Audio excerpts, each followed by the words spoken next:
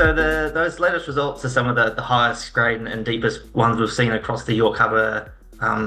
target at the Skyline project. That drilling's really allowed us to sort of dive deep into the high grade core of the ore body and sort of set the platform for the next steps with trying to understand the ore and get the right answers for the questions we're asking.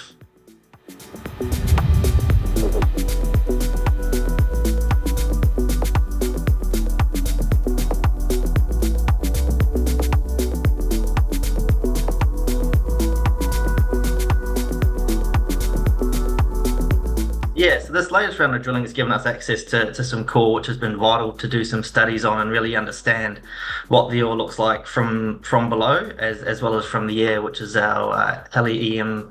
survey that we did late last year.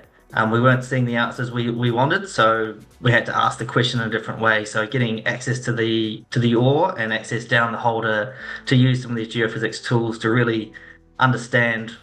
how the ore's responding to these exploration techniques. Typically, VMS is explored with using EM surveys. In this case, we're not seeing the response we should have, so that's where the shift to IP surveys has come in, and understanding how the ore responds to that, and then applying that for our targeting moving forward.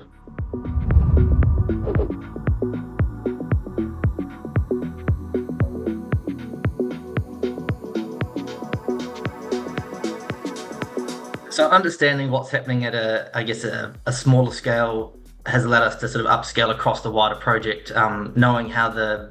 ore responds, a bit of a fingerprint on what it looks like from the air because we've got access to it in the ground, and extending that down the 16 kilometres of strike we've got along the existing lithology,